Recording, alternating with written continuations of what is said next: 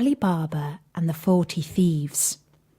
But first, here's a piece of gossip I picked up about Bertie and his friends. As it happens, it was a bit of a gloomy and rainy day down in the pond.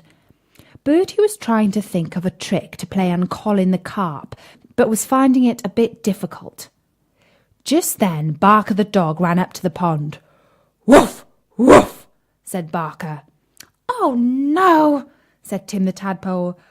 "Barker has stolen some sausages from the kitchen." And sure enough, 3 fat, juicy sausages were hanging from Barker's mouth. Now, Bertie was a bit nervous of Barker, because he was a very big and bouncy dog, which was all very well when you're a prince, but is a bit scary when you're just a frog. But if there was one thing that Bertie was even more afraid of than Barker, it was the palace cook. Do you know why Bertie was afraid of the palace cook? You haven't heard? Well, I'd better explain. You see, when Bertie used to be a prince, sometimes he would get a bit peckish. And he used to creep into the kitchen and take some biscuits and some cake and sometimes even some chocolates. The cook would get very cross and chase him out of the kitchen with a rolling pin in her hand. So when Bertie saw Barker drop the sausages by the pond, and he saw the cook running down the path, he was a bit afraid, because the cook might think he had stolen them. "Where's that stupid dog?" shouted the cook. "Woof, woof," said Barker, running away and leaving the sausages behind. "Quick, Tim, hide those sausages," croaked Bertie. "I haven't got any legs," squeaked Tim. Colin, hide the sausages," croaked Bertie to Colin the carp. "I haven't got any legs either," said Colin. "Anyway, I don't like sausages." "Oh no," said Bertie. "We're going to be in so much trouble." "Well, Bertie, why are you looking so worried today?" said Sadie the swan, gliding across the pond. "I'm fine," said Bertie. "But I must say, you look very pretty today, Sadie." Sadie blushed a little, but you couldn't really tell because, of course, her feathers don't change colour. "How kind you are, Bertie," she said. "Truly a gentleman amongst pond life." "Could you just sit over there by the side of the pond so I can admire you?" said Bertie. And Sadie climbed out of the pond and sat down, right on top of the sausages. So even when the cook searched and searched, she could not find the sausages, and she couldn't blame Bertie or Barker or any of the rest of the pond life. And Barker was so pleased when he got his sausages again. He promised not to jump into the pond and splash everybody, at least for a whole week. Now, as it happens, today's story is all about stealing things. Not that you should ever steal things, not even chocolates from the kitchen. So do you want to hear Bertie's story Nori for today? Do you really? Very well. Listen quietly, and I will tell you the story Nori of Alibaba and the 40 Thieves from a book called The 1001 Arabian Nights. In a town in Persia, there lived 2 brothers, one named Qasim, the other Alibaba. Qasim was married to a rich wife and lived in luxury, while Alibaba had to maintain his wife and children by cutting wood in a neighbouring forest and selling it in the town. One day, when Alibaba was in the forest, he saw a troop of men on horseback coming toward him in a cloud of dust. He was afraid they were robbers and climbed into a tree for safety. When they came up to him and dismounted, he counted 40 of them. They unbridled their horses and tied them to trees. The finest man among them, whom Alibaba took to be their captain, went a little way among some bushes and said, "Open sesame!" so plainly that Alibaba heard him. A door opened in the rocks, and having made the troop go in, He followed them, and the door shut again of itself. They stayed inside some time, and Ali Baba, fearing they might come out and catch him, was forced to sit patiently in the tree. At last the door opened again, and the 40 thieves came out. As the captain went in last, he came out first, and made them all pass by him. He then closed the door, saying, "Shut, Sesame!" Every man bridled his horse and mounted. The captain put himself at their head, and they returned as they came. Then Ali Baba climbed down and went to the door concealed amongst the bushes and said, "Open, Sesame!" And it flew open. Ali Baba, who expected a dull, dismal place, was greatly surprised to find it large and well lighted, hollowed by the hand of a man in the form of a vault, which received light from an opening in the ceiling. He saw rich bales of merchandise, silk, stuffed brocades all piled together, and gold and silver in heaps, and money in leather purses. He went in, and the door shut behind him. He did not look at the silver, but brought out as many bags of gold as he thought his asses, which were browsing outside, could carry, loaded them with bags, and hid all with faggots. Using the words, "Shut, Sesame!" he closed the door and went home. Then he drove his asses into the yard, shut the gates, carried the money bags to his wife, and emptied them out before her. He bade her keep the secret, and he would go and bury the gold. "Let me first measure it," said his wife. "I will go borrow a measure of someone while you dig the hole." So she ran to the wife of Cassim and borrowed a measure. Knowing Ali Baba's poverty, the sister was curious to find out what sort of grain his wife wished to measure, and artfully put some toffee at the bottom of the measure. Ali Baba's wife went home and set the measure on the heap of gold, and filled it and emptied it often to her great content. She then carried it back to her sister, without noticing that a piece of gold was sticking to it, which Cassim's wife noticed directly as soon as her back was turned. She grew very curious, and said to Cassim when he came home, "Cassim, your brother is richer than you. He does not count his money, he measures it." He begged her to explain this riddle, which she did by showing him the piece of money and telling him where she found it. Then Cassim grew so envious that he could not sleep, and went to his brother in the morning before sunrise. "Ali Baba," he said, showing him the gold piece, "you pretend to be poor, and yet you measure gold." By this Ali Baba perceived that through his wife's folly, Cassim and his wife knew their secret, so he confessed all, and offered Cassim a share. "That I accept," said Cassim, "but I must know where to find the treasure, otherwise I will discover all, and you will lose all." Ali Baba, more out of kindness than fear, told him of the cave, and the very words to use. Cassim left Ali Baba, meaning to get the treasure for himself. He rose early next morning and set out with 10 mules loaded with great chests.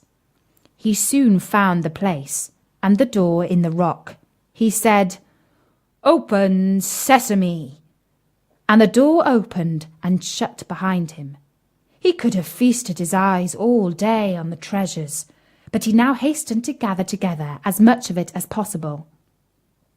But when he was ready to go, he could not remember what to say for thinking of his great riches. Instead of Sesame, he said, "Open, Barley!" And the door remained fast.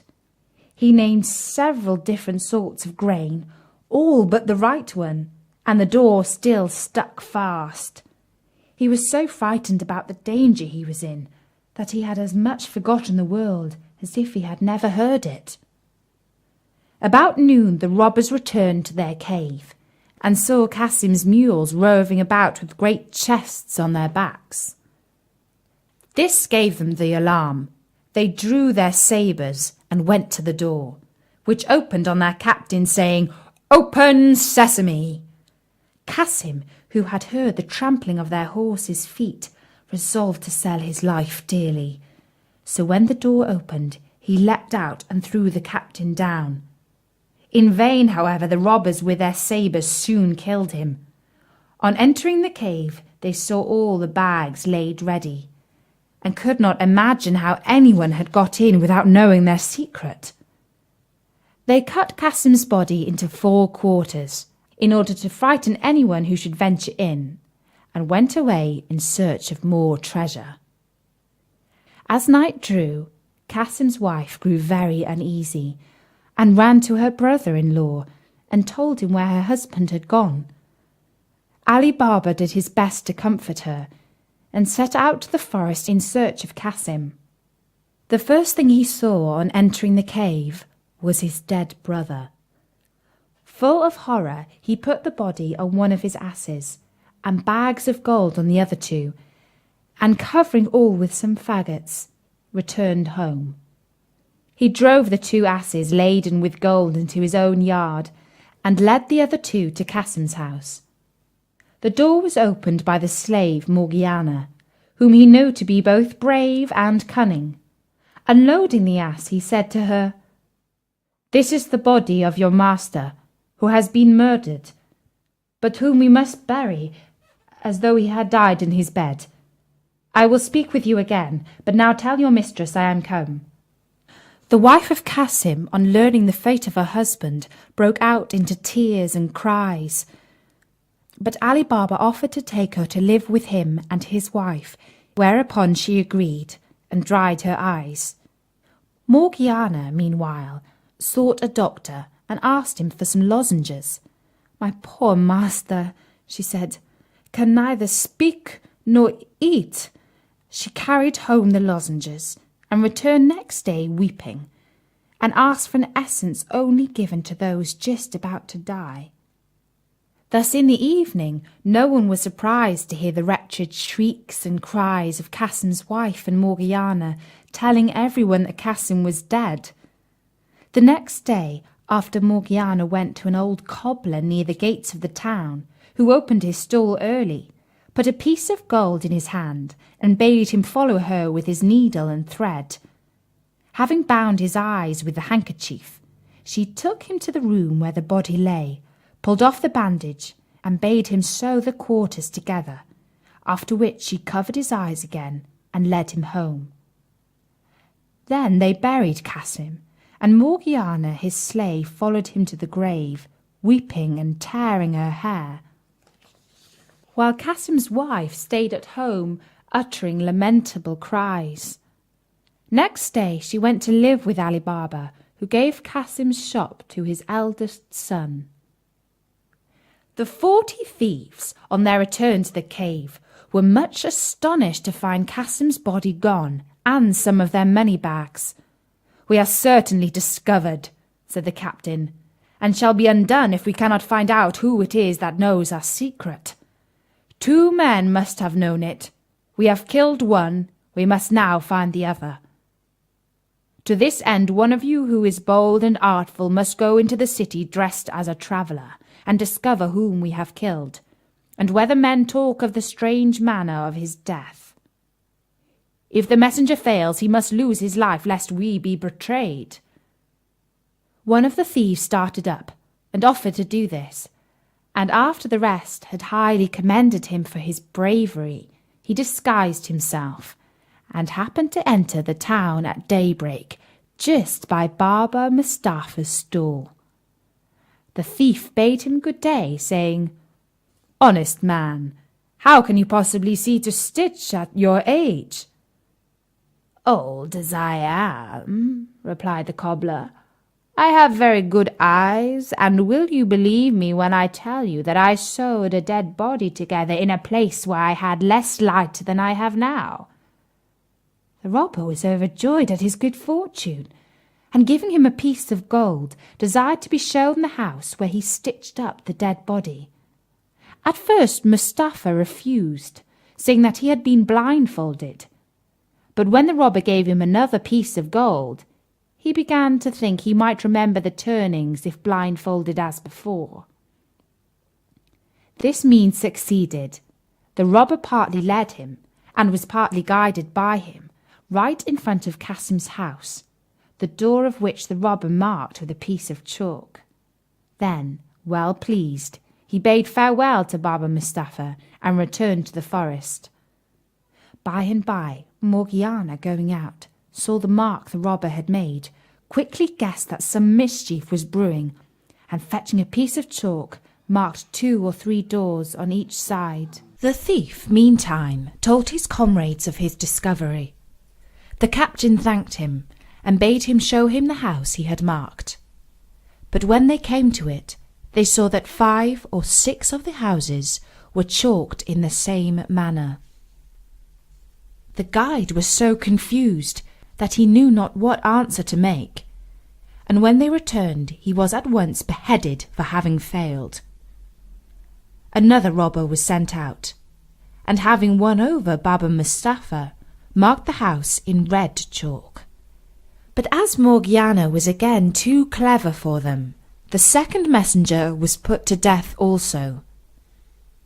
The captain now resolved to go himself, but, wiser than the others, he did not mark the house, but looked at it so closely that he could not fail to remember it. He returned, and ordered his men to go into the neighbouring villages and buy 19 mules and 38 leather jars, all empty except one, which was full of oil. The captain put one of his men, fully armed, into each, rubbing the outside of the jars with oil. Then the 19 mules were loaded with 37 robbers in jars, and the jar of oil, and reached the town by dusk.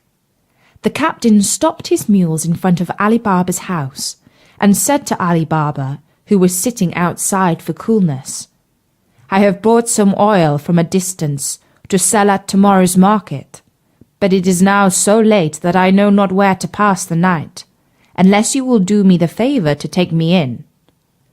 Though Ali Baba had seen the captain of the robbers in the forest, he did not recognize him in the disguise of an oil merchant. He bade him welcome, opened his gates for the mules to enter, and went to Morgiana to bid her prepare bed and supper for his guest. He brought the stranger into his hall, and after they had supped, went again to speak to Morgiana in the kitchen, while the captain went into the yard under pretence of seeing after his mules, but really to tell his men what to do. Beginning at the first jar, and ending at the last, he said to each man, "As soon as I throw some stones from the window of the chamber where I lie, cut the jars open with your knives and come out, and I will be with you in a trice." He returned to the house, and Morgiana led him to his chamber. She then told Abdullah, her fellow slave, to set on the pot some broth for her master, who had gone to bed. Meanwhile her lamp went out, and she had no more oil in the house. "Do not be uneasy," said Abdullah. "Go into the yard and take some out of one of those jars." Morgiana thanked him for his advice, took the oil pot, and went into the yard. When she came to the first jar, the robber inside said softly, "Is it time?" Any other slave but Morgiana, on finding a man in the jar instead of the oil she wanted, would have screamed and made a noise. But she, knowing the danger her master was in, bethought herself of a plan, and answered quietly, "Not yet, but presently." She went to all the jars, giving the same answer, till she came to the jar of oil. She now saw that her master, thinking to entertain an oil merchant, had let 38 robbers into his house. She filled her oil pot, went back to the kitchen, and having lit her lamp, went again to the oil jar and filled a large kettle full of oil. When it boiled, she went and poured enough oil into every jar to stifle and kill the robber inside. When this brave deed was done, she went back to the kitchen, put out the fire and the lamp, and waited to see what would happen. In a quarter of an hour, the captain of the robbers awoke, got up and opened the window. As all seemed quiet, he threw down some little pebbles which hit the jars. He listened, and as none of his men seemed to stir, he grew quite uneasy and went down into the yard. On going to the first jar and saying, "Are you asleep?" he smelt the hot boiled oil and knew at once that his plot to murder Ali Baba and his household had been discovered. He found all the gang was dead, and missing the oil out of the last jar, became aware of the manner of their death. He then forced the lock of a door leading into the garden, climbed over several walls and made his escape. Morgiana heard and saw all this, and rejoicing at her success, went to bed and fell asleep. At daybreak Ali Baba arose, and seeing the oil jar still there, asked why the merchant had not gone with his mules. Morgiana bade him look in the first jar and see if there was any oil. Seeing a man, he started back in terror. "Have no fear," said Morgiana. "The man cannot harm you. He is dead."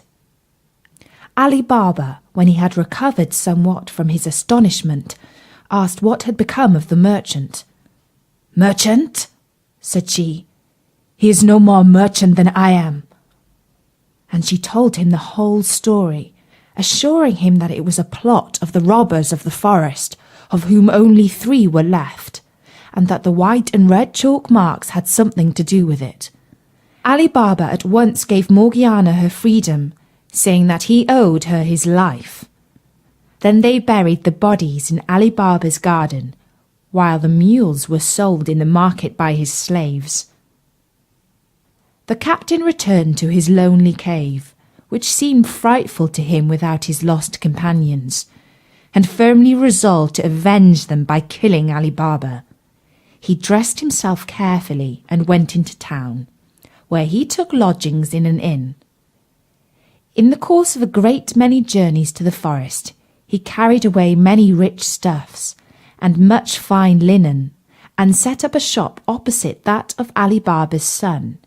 He called himself Khoja Hassan, and as he was both civil and well-dressed, he soon made friends with Ali Baba's son, and through him with Ali Baba, whom he was continually asking to sup with him. Ali Baba, wishing to return his kindness, invited him into his house, and received him smiling, thanking him for his kindness to his son. When the merchant was about to take his leave, Ali Baba stopped him, saying, "Where are you going, sir, in such a haste? Will you not stay and sup with me?" The merchant refused, saying that he had a reason, and on Ali Baba's asking him what that was, he replied, it is, sir, that I can eat no food that has salt in it." "If that is all," said Ali Baba, "let me tell you that there shall be no salt in either the meat or the bread that we eat tonight." He went to give this order to Morgiana, who was much surprised. "Who is this man," said she, "who eats no salt with his meat?" "He is an honest man, Morgiana," returned her master. "Therefore do as I bid you." But she could not withstand a desire to see this strange man, so she helped Abdullah to carry up the dishes, and saw in a moment that Khoja Hassan was the robber captain, and carried a dagger under his robes. "I am not surprised," she said to herself, "that this wicked man, who intends to kill my master, will eat no salt with him, but I will hinder his plans." She sent up the supper by Abdullah, while she made ready for one of the boldest acts that could be thought on. When the dessert had been served, Khoja Hassan was left alone with Ali Baba and his son, whom he thought to make drunk, and then to murder them. Morgiana, meanwhile, put on a headdress like a dancing girl's, and clasped a belt round her waist, from which hung a dagger with a silver hilt. And she said to Abdallah, "Take your guitar, and let us go and divert our master and his guest." Abdallah took his guitar and played before Morgiana until they came to the door, where Abdallah stopped playing, and Morgiana made a low curtsy. "Come in, Morgiana," said Ali Baba, "and let Khoja Hassan see what you can do." And turning to Khoja Hassan, he said, "She's my slave and my housekeeper." Khoja Hassan was by no means pleased, for he feared that his chance of killing Ali Baba was gone for the present. But he pretended eagerness to see Morgiana, and Abdallah began to play and Morgiana to dance. After she had performed several dances, she drew her dagger and made passes with it, sometimes pointing it at her own breast, sometimes at her master's, as if it were part of the dance. Suddenly, out of breath, she snatched the guitar from Abdallah with her left hand, and holding the dagger in her right hand, held out the guitar to her master.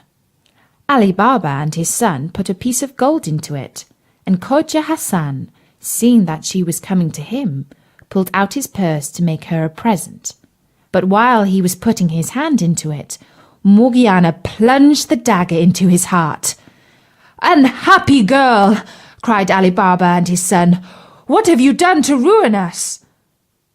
"It was to preserve you, master, not to ruin you," answered Morgiana. "See here." Opening the false merchant's garment and showing the dagger, "See what an enemy you have entertained. Remember he would eat no salt with you. And what more would you have? Look at him. He is both the false oil merchant and the captain of 40 thieves. Ali Baba was so grateful to Morgiana for thus saving his life that he offered her to his son in marriage, who readily consented. And after a few days, the wedding was celebrated with greatest splendour. At the end of the year, Ali Baba, hearing nothing of the 2 remaining robbers, judged that they were dead and set out to the cave. The door opened on his saying, "Open, Sesame!" He went in and saw that nobody had been there since the captain left it. He brought away as much gold as he could carry and returned to the town. He told his son the secret of the cave, which his son handed down in his turn. So the children and grandchildren of Ali Baba were rich to the end of their lives.